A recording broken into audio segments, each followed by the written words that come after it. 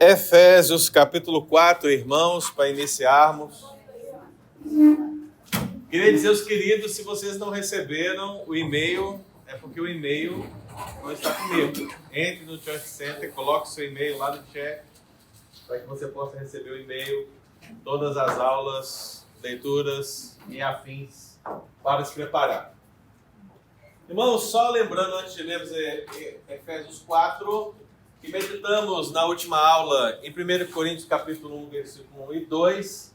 Os irmãos lembram, apóstolo de Jesus Cristo, aos santificados, a igreja de Deus que está em Corinto, e com todos que em todo lugar invocam o nome do Senhor.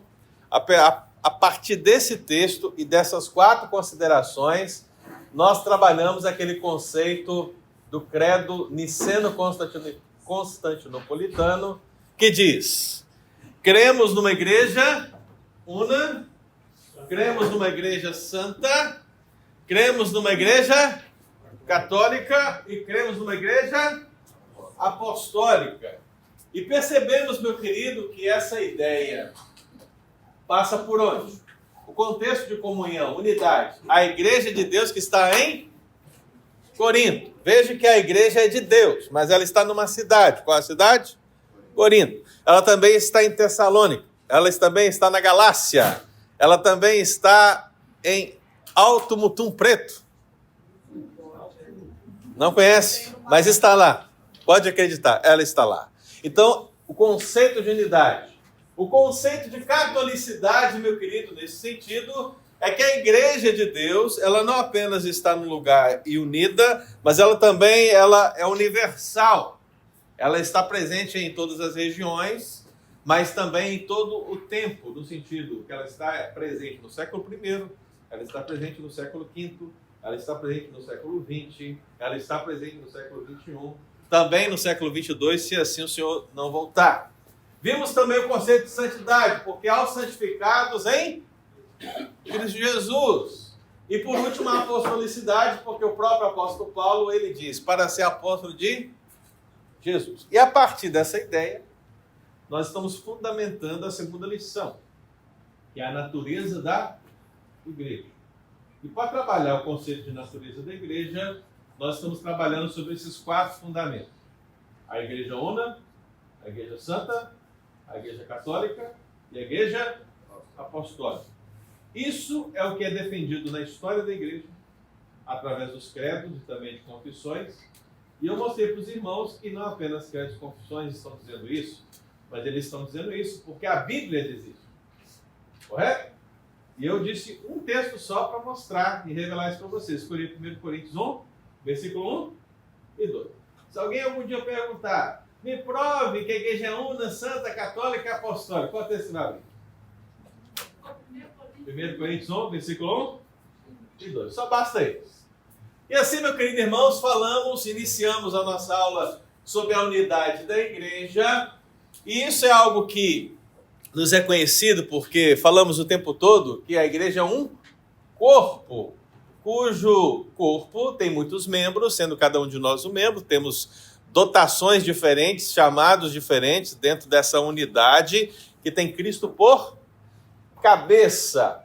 Então, nesse sentido, também há um só Espírito, ou seja, o Espírito que habita na minha vida necessariamente é o mesmo que habita na vida de cada um de vocês, amém? Salvo aqueles que têm espírito de porco, né? Wilson, cadê o Wilson? Wilson fugiu. Wilson fugiu.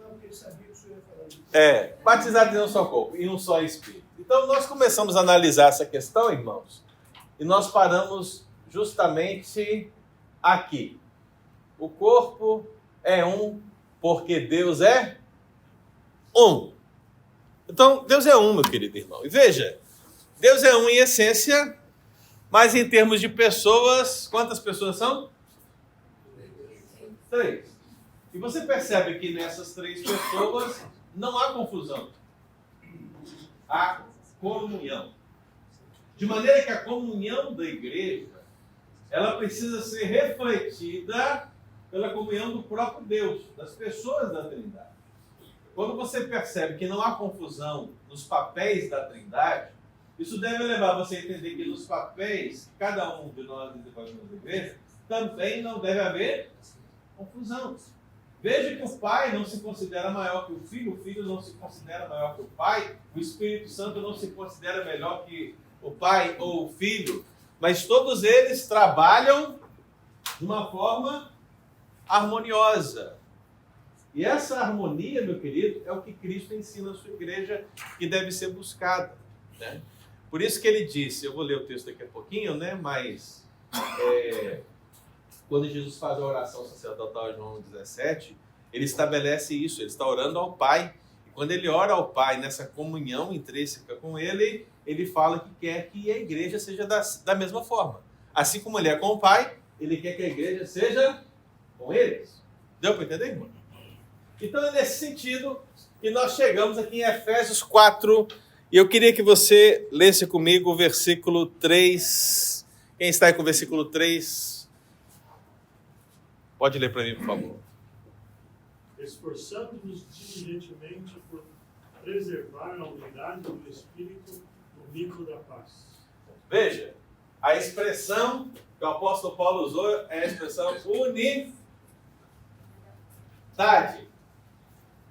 O que é unidade, gente?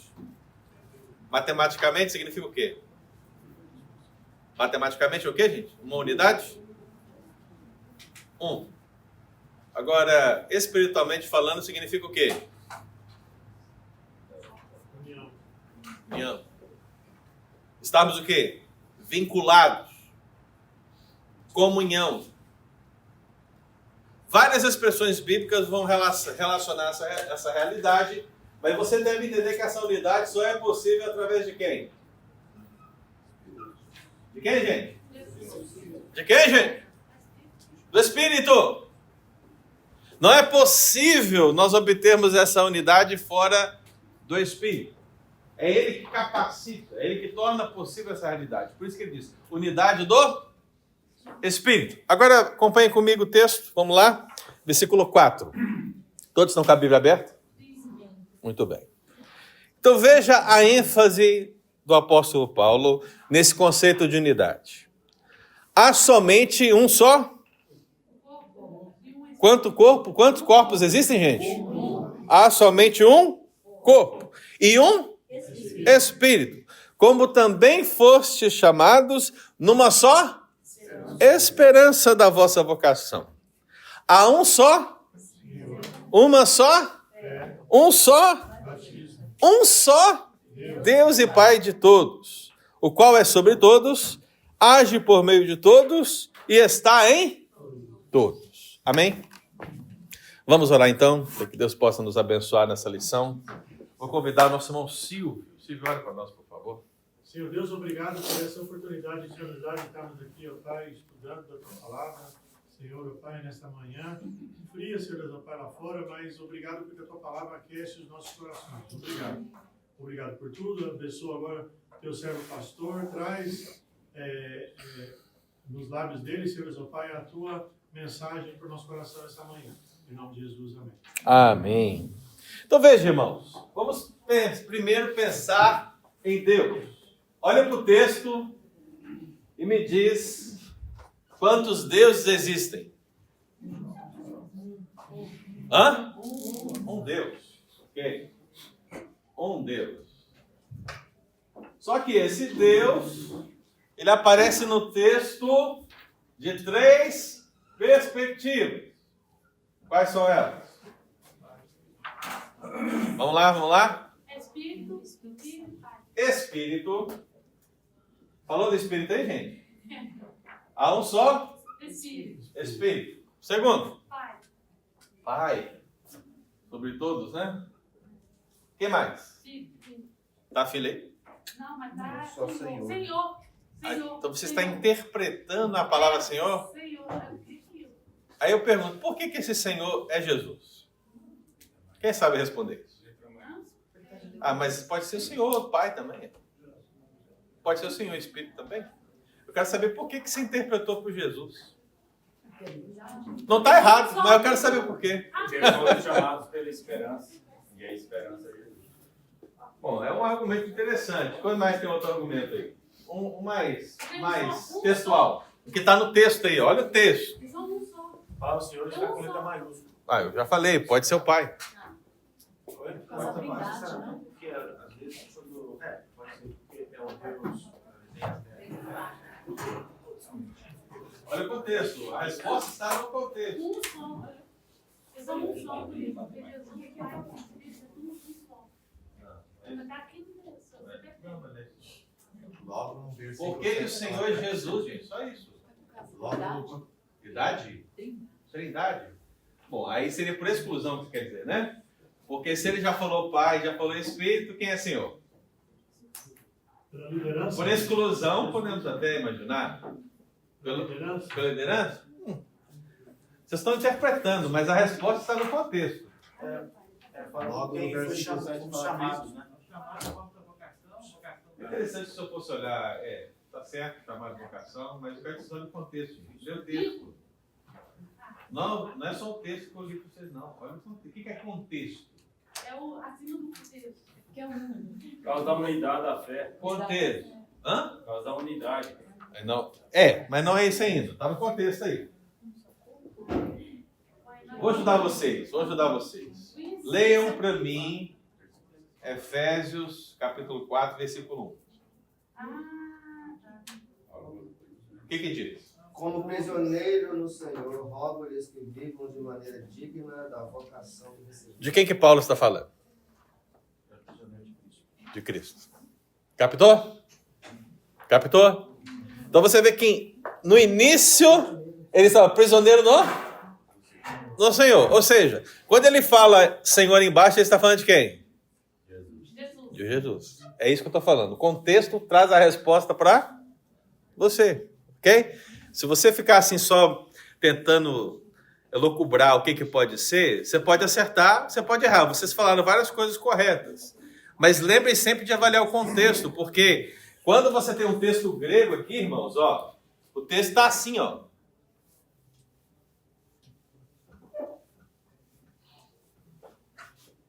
O texto grego é esse aqui, ó. O que você está vendo aqui? Uma sequência de linhas, correto? Na sua Bíblia está assim, ó.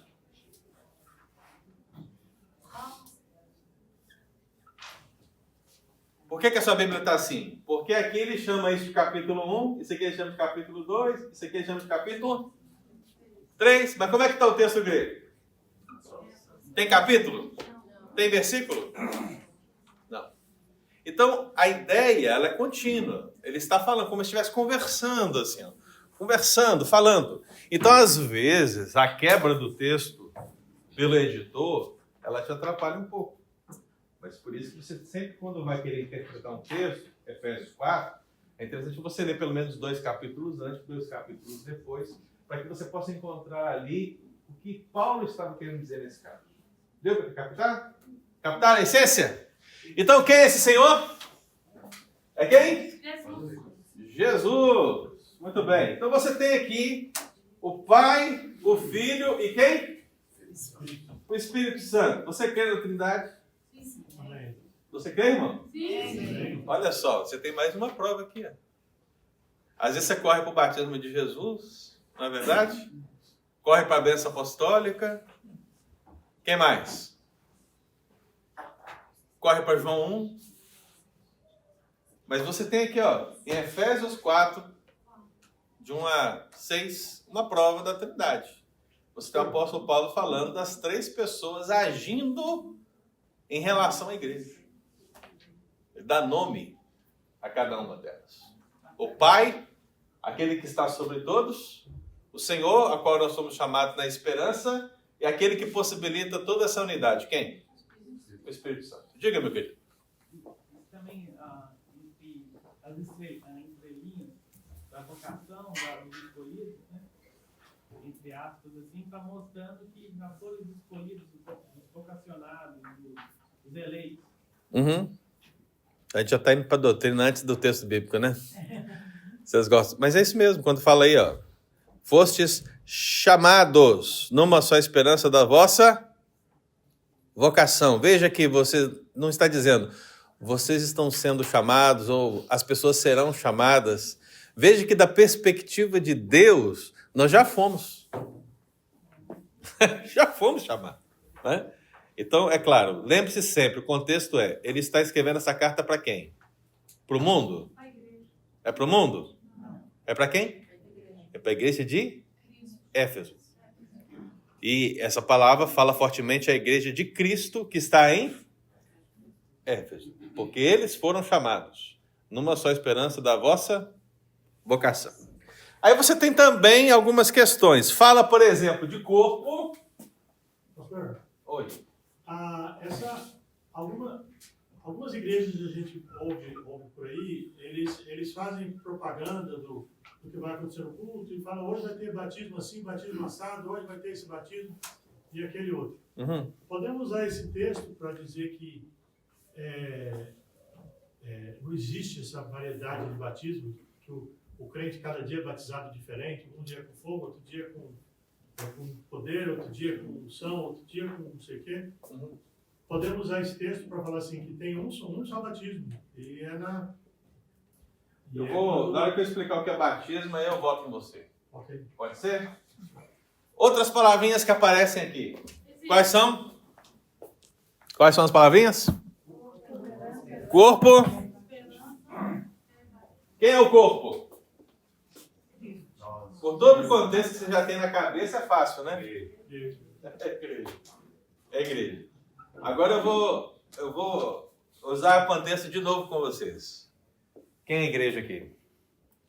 A igreja visível ou a igreja invisível? Invisível. É as duas, né? Vou falar a verdade. Mas o que eu quero dizer para você é o seguinte: em quem que o apóstolo Paulo está falando de um só corpo especificamente? Você vai pensar em você agora que você está lendo o texto bíblico, correto? Você está lendo o texto bíblico. Teologicamente, você vai querer pensar em igreja visível e igreja invisível. Está errado? Não. Mas contextualmente, se você voltar no capítulo 2, o que Paulo está falando é de gentios e judeus. O que ele quer dizer? Ele quer dizer o seguinte, porque é isso que a igreja está vivendo. Não existe na igreja pessoa mais importante, pessoa menos importante. Não existe escravo ou livre. Não existe homem, mulher. Não existe gentio ou judeu. Cristo é tudo em todo. A igreja, o corpo, a unidade do corpo é feito de gentios e judeus. Essa é a essência da igreja, porque todos nós aqui somos gentios. Se você fala assim, um judeu chega perto de você e fala, você não faz parte do povo de Deus. Não, eu sou o povo de Deus, eu sou a igreja. A igreja é composta de judeus e gentios. O evangelho me alcançou. Assim como alcançou alguns judeus, né? E pode te alcançar também, ou você, judeu, que está me criticando, né?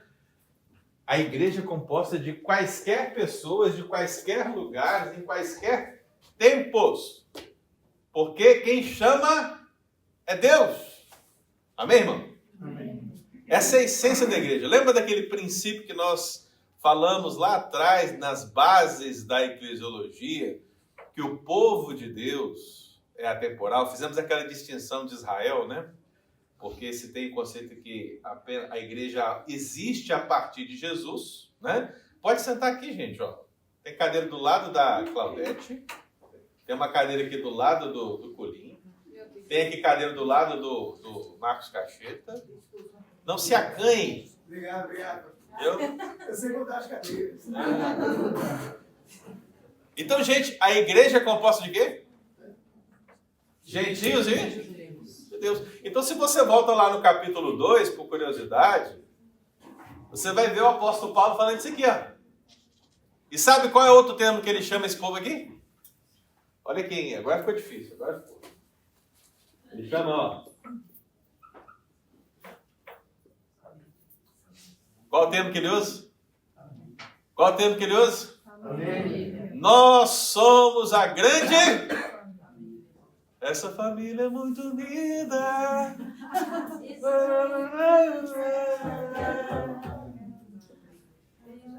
Viu? Teologia pura. Teologia pura. Família de Deus. Veja, o conceito de família, irmãos, é muito forte aqui, porque na cabeça humana, ocidental, também oriental, mas qual é o conceito de família? Quem é minha família? São os meus consanguíneos, correto? É aquele que tem o mesmo sobrenome que eu, e tem a mesma genealogia, correto? Você pode falar quaisquer conceitos nesse sentido, mas você vai defender o conceito de família por essas propriedades. Na igreja, não tem genealogia, porque gentios e judeus são o quê? Fora. Tem um povo escolhido de Deus no Antigo Testamento, judeus, e os gentios que estão fora. Em Cristo, meu querido, agora o Evangelho alcança todos. Não é uma pátria que vai definir se você é povo de Deus. Não é uma nação que vai definir que você é povo de Deus. Não é uma linhagem que vai definir que você é povo de Deus. O que vai definir que você é povo de Deus é o Pai, é o Filho e é o Espírito, que vão fazer de você o quê? Um só corpo. Vão te tornar o quê? A igreja de Jesus. Ele vai fazer você a família de Deus. Seja você gentio, seja você judeu. Captaram? Mauro. Fala mais alto um pouquinho, Mauro. Jesus também disse que pai, irmão e irmão tem que fazer a mesma coisa. Aí o senhor falou também, eu lembro quando o senhor pregou sobre o Apocalipse, as nações, sem não tem condição de ver. Foi muito bom você citar a família de Jesus. Eu até lembrei dos programas que eu fazia lá atrás, no Enfoque Bíblico, né? Eu fiz uma série sobre a família de Jesus, porque a família de Jesus precisa se converter, irmão. Ok? Porque era de se pensar que a família de Jesus já estava garantida, né? Correto? Já estava garantida. Mas no sentido temporal, ela também teve que reconhecer Jesus como Senhor e Salvador. Inclusive, os próprios irmãos de Jesus, em vários momentos, demonstraram incredulidade. Okay? A própria Maria, o próprio José, demonstraram também incredulidade em certos momentos. E nesse sentido, meu querido irmão, quando chegam ali e falam, olha, aí está tua mãe e os teus irmãos, ele falou, olha, a minha mãe e os meus irmãos são aqueles que fazem o quê? Captaram? Então, veja essa realidade. Não importa se você tem uma relação parental com Jesus. Você tem que ter uma relação o quê? Espiritual. É o Espírito que nos une, como diz o texto inicial que nós lemos. A unidade do Espírito. Amém? Também fala de quê? De esperança, da vossa vocação. Aqui pode ser interpretado de muitas maneiras, né? Pode ser tanto uma esperança futura como uma esperança próxima, mas se trata da mudança de vida que Cristo nos proporciona, porque sem Cristo nós não temos esperança. Com Cristo nós temos esperança. Fé. Fé. Esse aqui é debatido. Fé. O que é fé? Eu lembro que no seminário, você vê que no seminário tem as suas pérolas, viu? Mas tinha uma música do André Valadão na época, ele lançou uma música na época, que falava assim, eu tenho a fé de Deus. Já viu essa música? É na fé. Mas ele fala a frase, eu tenho a fé de Deus. Aí um seminarista levantou essa discussão lá na hora e disse assim, nossa, ele é muito forte, ele tem a fé de Deus. Meu irmão, primeiro que Deus vai ter fé em quê? Vem alguém superior nele? É óbvio que não é esse o sentido da expressão, né? Quando se fala fé de Deus, fé que provém de Deus, que tem a origem em Deus. Porque essa é a essência de Efésios 2. Diz o quê? Pela graça sois salvos, mediante a fé. E isso não vem? É dom de fé de Deus, meu filho. Está aqui, ó. Fé de Deus. Então, assim, está aí. Ok? Então, algumas pessoas vão entender que essa fé é essa fé salvadora. uma só fé, significa a fé que Deus nos concede para que nós sejamos salvos. Está correto? Está correto. Agora outros vão entender que essa fé se trata de crença. Porque em alguns outros textos bíblicos, a palavra fé é usada nesse sentido. Quando fala assim, batalhardes pela fé que foi entregue aos santos. O que quer dizer fé aqui? Quer dizer a fé salvadora? Não. Quer dizer fé no sentido de aquilo que Cristo ensinou. Defender a palavra. Defender o ensino de Cristo. Mas aí no original usar palavras diferentes, pastor. Aí você vai entender pelo contexto, né? Não, a palavra foi a mesma. Mas se você entrar no, por exemplo, no Oliver Twist, você vai ver que são, no original são palavras diferentes. Que são traduzidas para fé. Qual é a palavra? Não sei, tem que entrar no texto, porque eu já estudei uma vez que eu fui. Porque o meu entendimento não tem diferença, não. Não, eu sei, filho. A fé é fé. Mas tem.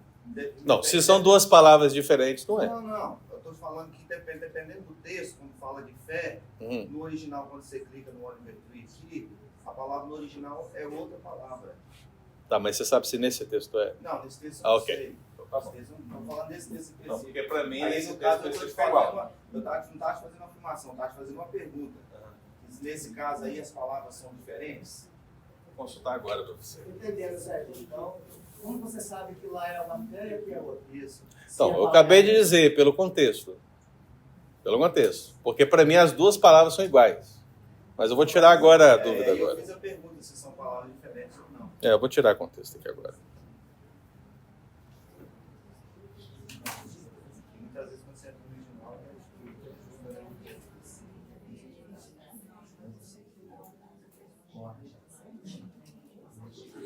Gente, é só falar um negócio que vocês ficam assim.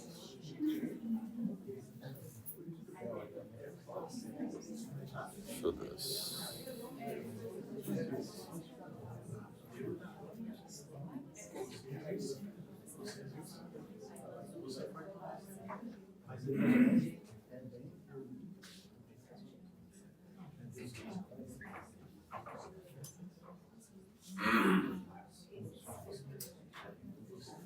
É a mesma.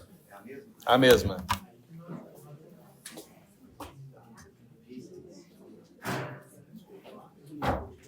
Christos. A mesma. Atenção, gente. Atenção. A palavra padrão para fé na Bíblia é a palavra pistos. Fiel. Também pode ser usada a tradução. Então, fé, fiel, fidelidade. Ok? Como é que você vai saber se tem a ver com a doutrina ou se tem a ver com a fé salvadora? Pelo contexto, né? Então, esse contexto aqui nos parece que foi algo doado. Porque está falando o quê? Efésios 4. Uma só? Fé. Mas se alguém falar uma só doutrina, está errado? Não é mesmo perfil, não. Pastor, mas esse versículo da uma só fé é somente para os convertidos, né? Sim, claro. Porque os católicos mesmo usam muito que eu tenho fé. Na verdade, eles têm a crença, né? O que eu quero que vocês entendam, gente, que quando a gente fala biblicamente de fé, nós estamos sempre falando de fé salvadora. Guarde esse termo. Como diz o pastor Pedro. Repita comigo. Fé salvadora. Fé salvadora. Mais uma vez. Fé salvadora. Fé salvadora. Toda vez que formos trabalhar o conceito de fé na Bíblia, pense em fé salvadora. Que fé salvadora é essa? É a fé que Deus dá. Efésios 2. Por quê? Porque as pessoas vão dizer, eu tenho fé. E dias melhores virão. Essa é a fé salvadora? Não. Ok? Não é fé. Não é fé salvadora. Toda vez que vamos falar de fé, estamos falando dessa fé aqui, ó. Qualquer outro tipo de fé, ou fezes, né? Não é correto nesse sentido. É fé salvadora. Sempre. Essa fé salvadora, ela vem automática na hora que Jesus se revela a mim ou só através da leitura? Veja.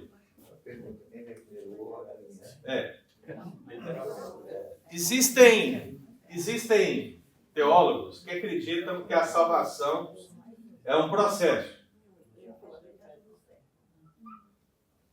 Ou seja, aqui começa, tá? No ponto A começa e no ponto B termina, ok? É fácil, né? Easy. Por quê? Porque você tem, por exemplo, o ponto B, que é o ponto final, muito fácil, que é o que? A glorificação. Glorificação. O final, perfeito. Antes da glorificação é fácil também, né? A santificação. A santificação. Fácil também, né? Porque você está santificando. Então, o problema é que você tem algumas outras. Qual é que você tem? Você tem a justificação. Justificação. Você tem o arrependimento. Você tem a fé, né? No caso. Você tem a regeneração. Regeneração. Aí a grande pergunta é, qual é a ordem dos fatores? Então os teólogos vão quebrar a cabeça para tentar entender essa ordem. O que vem primeiro? Aí vai começar. Porque justificar significa te considerar justo, inocentado, né? Você agora não está mais condenado. Quando isso vem primeiro do que o arrependimento? Se o arrependimento vem primeiro, como é que eu pude me arrepender sem a fé? Eu preciso da fé. Então a fé vem primeiro. Captou?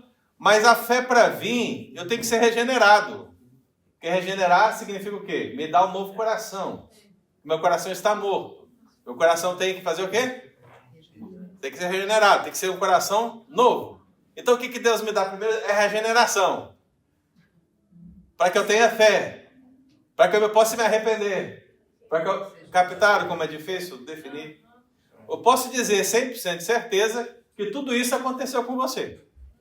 Agora eu não posso dizer exatamente a ordem. Captaram? Não posso dizer a ordem. Eu posso até dar a minha ordem. Aquela que eu acho que seja mais bíblica, né? Mas eu jamais vou dizer que é a certa, absoluta. Por quê? Porque é uma situação meio difícil de você definir. Outros teólogos, eles vão achar que tudo isso aqui é como um grande presente de Natal. Vou fazer um lacinho aqui, ó. A salvação é o quê? Um pacote. Olha só, a salvação é um... Repita comigo, a salvação é um pacote. Um pacote. E quando você recebe o pacote, você recebe, em essência, só o laço.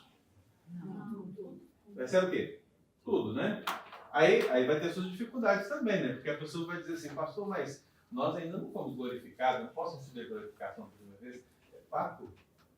Mas no sentido da perspectiva de Deus, você já está glorificado. Porque é isso que diz Romanos 1. Aqueles que ele justificou, ele santificou e ele glorificou. Então na cabeça de Deus você já está glorificado. Né? Então assim... Eu não tenho a questão do tempo. Não, você não tem. Você não tem como. Não tem. Isso é uma discussão teológica, irmãos. As duas melhores é essa. Uma ordem e um pacote. Ok? Eu gosto muito da do pacote. Eu gosto muito da do pacote. Tá? Mas a maioria dos presbiterianos segue o quê? A ordem. Aí se você conversar com o pastor Pedro, com o pastor Anjo, com o pastor Josemar, com o pastor Nicodemo, com o pastor Hernandes, e você escrever no papel a ordem de cada um, provavelmente no final você vai falar assim, são todas diferentes. A gente vai concordar aqui, ó. No final. Desse pacote aí, o que a gente pode falar com relação à santificação e glorificação, que acontece de uma vez por todas, é a justificação, né, pastor? Não, mas veja que até mesmo a santificação você pode dizer... Mas a santificação, no caso, é um processo, que você vai crescendo em santificação. Mas é isso que eu quero dizer. Ela não é só um processo. Isso é o que a gente ouve mais. Mas ela não é só um processo. Porque o conceito de santificação significa que Deus ele está te santificando pelo Espírito Santo. Porque você ainda continua lutando. Então, esse é o lado A da moeda. É a cara da moeda. Agora tem a coroa também. E qual que é a coroa da moeda? Deus, no momento que te tira do mundo e te transporta para a luz, ele te separa. Esse conceito de separação é o conceito de santificação. Isaías, quando É, separar e santificar. Ele te tirou das trevas e colocou.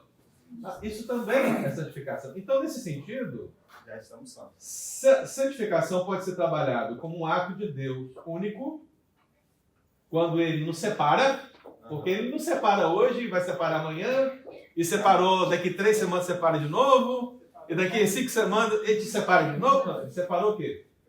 Uma única vez. Então, santificação como ato único de Deus. Mas E a santificação como processo. Nesse sentido aí. Nesse sentido. Então, mas você vê que eu posso encaixar as duas. Pode encaixar também. Mas naquele texto também que diz que o espírito, na verdade, está pronto, mas a carne é fraca.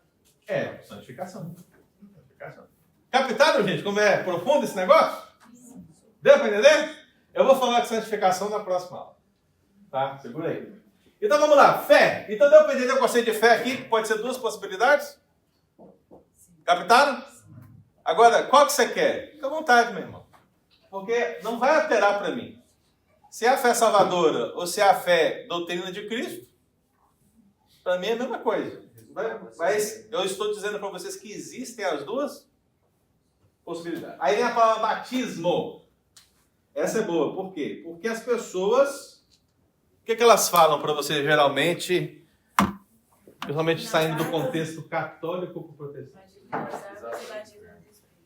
Que só existe um só batismo. Se você batizar de novo, você está Quando eu ok. batizei de novo, a minha mãe falou, não adianta você batizar de novo, porque valeu o primeiro.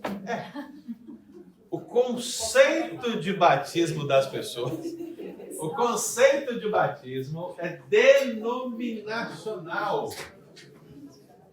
É denominacional. As pessoas, olha só, isso é um problema sério, irmão. Ô pastor, tem outro contexto também, por exemplo, quando eu era mais nova, Gente, meu relógio está parado. assim, há uns anos atrás, morreu uma criança da minha família, né? E a primeira pergunta que a minha avó fez, mas deu tempo de você batizar? Aí meu tio falou assim, não, eu consegui batizar ele antes dele morrer. Ele morreu nos braços, né? Mas, tipo assim, para eles o conceito de batismo também é salvação. Então veja, é denominacional, né? Eu vou falar mais de batismo quando eu falar do sacramento da igreja, que é a nossa lição 5, ok? Vou falar de batismo, Santa Ceia, e eu vou falar bastante sobre isso. Mas veja, o nosso grande problema em interpretar esse texto é colocarmos o quê? O nosso pensamento denominacional no texto. Porque aí você que é presbiteriano provavelmente já foi batizado pelo menos 2 vezes. Salvo se você nasceu aqui na igreja presbiteriana. Mas se você veio de fora, você foi batizado pelo menos 2 vezes. Pelo menos. Se você foi católico, você vai batizar de novo. Ah, tá. só para Né? Se você veio de uma igreja neopentecostal, vai batizar de novo. Se você veio de uma seita, você foi o quê, gente? Batizar de novo. Se você era ateu, aí sim, aí você foi batizado só uma vez, ok? Mas, oi? Pentecostal também, né? Não, pentecostal não. Não, porque é batizar de novo, né? Oi? É, pentecostal sim. Isso. Eu achei que era 2. Atenção, queridos. Atenção. Então você não pode colocar denominação nesse texto. Quando se fala de batismo aqui, existem 2 possibilidades. A primeira possibilidade é que Paulo esteja falando do batismo com o Espírito Santo. E esse é somente um, salvo nos contextos pentecostais e neopentecostais, que dizem que é mais de uma vez. Mas nós entendemos que o batismo é somente uma vez. Porque quando o Espírito Santo vem na sua vida, ele te batiza. O que se sucede é enchimento do Espírito Santo. A Bíblia não diz para você ficar buscando o batismo no Espírito Santo, mas encher do Espírito Santo. Captou a diferença? É isso que você tem que buscar, encher do Espírito Santo. Então alguns vão dizer que Paulo está falando desse ato único do batismo. Ok? No problem. Outros vão dizer que aqui batismo é o ato, o sacramento em si. Né? Não que ele é um único batismo. Veja só, gente. Porque nós estamos falando de uma igreja que está no 1º século. Atenção! Quantas igrejas de Cristo existiam aqui? Quantas igrejas de Deus existiam aqui? Uma! O que eu estou dizendo? Nós somos a igreja presbiteriana CTK United. Aqui na frente tem a Gênesis. Ali do lado tem uma outra, ali tem uma outra, aqui atrás tem uma outra. Várias igrejas com vários nomes. Quantas igrejas de Cristo tinha aqui? Uma. Então eu pergunto para vocês, quantos batismos diferentes eles tinham? Um só, irmãos. Era apenas um sacramento que unia todos aqueles cristãos, que faziam deles uma família. Então não tem a ver com a forma nem a quantidade. Tem a ver com o sacramento. Então existe algo que nos une. Aí eu pergunto a você, você foi batizado? Você foi? Sim. Em nome do Pai, do Filho e do Espírito Santo? Sim. Você foi? Eu fui. Isso nos une. Captaram? Pouco importa se água e... Não, com água tem que ter. Água tem que ter. água é fundamental. Agora, pouco importa a quantidade da água. A água tem que ter. Sim. O batismo com o Espírito Santo na doutrina presbiteriana, no caso, é quando você se converte, aí o Espírito Santo já te batiza ao Naquela ordem lá, ainda tem a descida do Espírito Santo ali que tem que ser analisada. Que é o batismo. Porque todo o pacote vem com o Espírito Santo. O Espírito Santo é aquele que chega com o pacote. Entendeu? E é nesse ato que é o batismo com o Espírito Santo. É, nesse ato. Agora, já os pentecostais e neopentecostais acham que há um primeiro batismo e você tem que ser batizado. Tem que confirmar, tem que ter uma confirmação que você foi batizado. E o sinal, atenção gente, e o sinal que você foi batizado, é um sinal, é falar em mim. Falar em mim. Porque já completou o processo. Eu estou dando aula, inclusive, o decano está lá baixinhas, ok? Estou falando já para você saber que eu sou batizado. Então, só para entender aqui, gente, só para fechar. Uma vez aqui, Paulo, essa questão do batismo aqui também, do Espírito Santo, em 1:13, quando vocês ouviram e viram a palavra da verdade, Deus salvou vocês, selados em Cristo, com o Espírito Santo. Atenção, queridos, atenção, que eu tenho que fechar. Atenção, queridos. Então, pensa o seguinte. Esse batismo aqui, seja do Espírito ou seja do sacramento, né, é algo que unia a igreja. É aquilo que fazia que os gentios se tornassem parte da igreja. Porque o que os judeus diziam frequentemente? Atenção, queridos. O que os judeus diziam frequentemente? Vocês, gentios, não são o quê? Circuncidados. Estou falando dos judeus convertidos, tá, irmão? Porque os judeus convertidos, eles eram circuncidados da carne? Sim. Mas Paulo, nas discussões que ele teve sobre esse assunto, ele falou o quê? Que os gentios não precisavam se circuncidar. Porque, meu querido, agora, na igreja, não é a circuncisão que marca a introdução no povo de Deus. É o batismo. É a circuncisão do coração. Captaram, irmãos? Então, esse sentido de batismo tem que ser entendido dessa maneira. Então, não pense no batismo da igreja presbiteriana, da igreja católica. Batismo, como disse o Silvio ali, né? Vai ter... Não. Aqui o apóstolo Paulo simplesmente está falando que uma igreja que é una,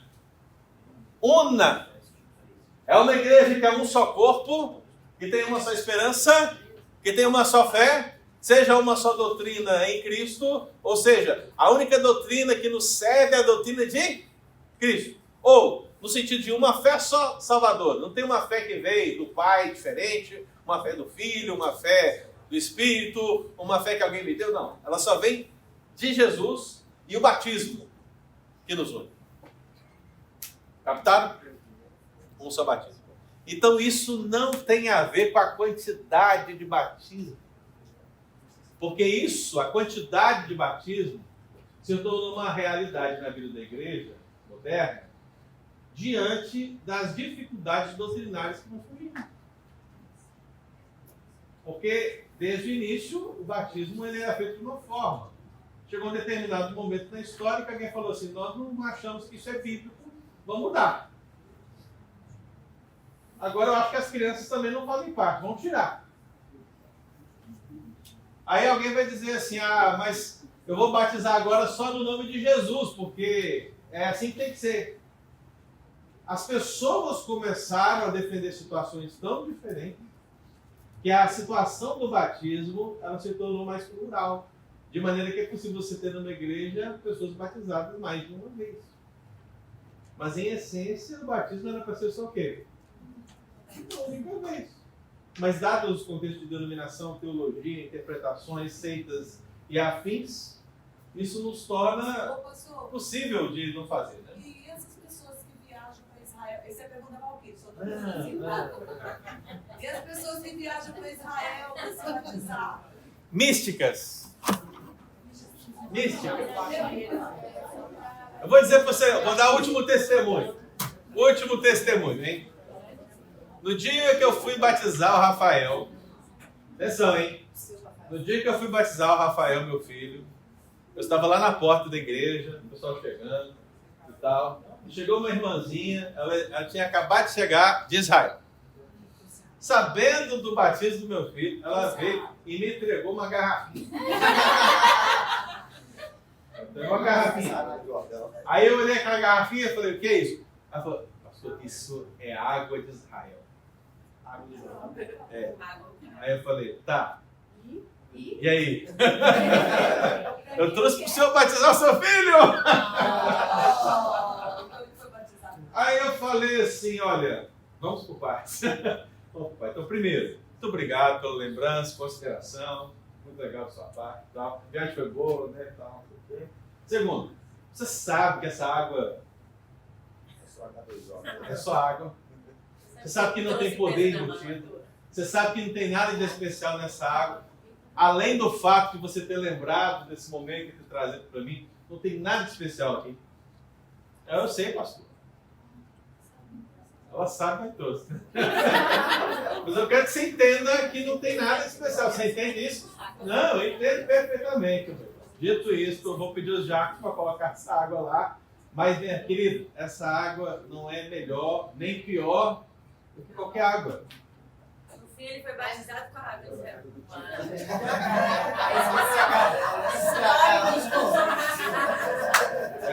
Se bem que diluiu ali na outra. Mas assim, é porque... Mas veja só como é que é a cabeça. Ela deu concentrada. Mas eu tive que fazer a pastoral antes, né? A pastoral antes, porque eu falei assim, minha filha, não. Então assim, as pessoas têm essa ideia de Israel batizar de novo. Totalmente desnecessário. Entra na água para tomar um banho, mas não entra para batizar, meu irmão. Pelo amor de Deus. Porque batismo é o quê? É um só, no sentido de que, se eu já fui batizado e já estou ligado aos meus irmãos, eu tenho necessidade de ser batizado de novo? Tem, gente? Amém? Não avancei tudo que eu queria ainda, mas tudo bem. Amém, queridos? Deus abençoe. Olha, eu quero dizer para vocês, o assunto de batismo é na frente, tá? Segura as perguntas de batismo para frente, senão a gente joga no molhado. Seu equilíbrio de ainda juntar água lá, tipo, não podia Não, porque eu precisava da água para batizar mesmo. Só pedi para colocar lá. Tem gente que talvez jogaria fora só para provar para a irmã. Aí talvez eu estaria considerando aquela aventura, né?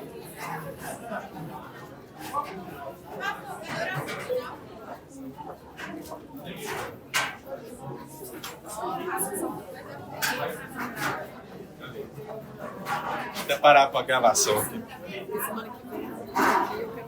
Não, mas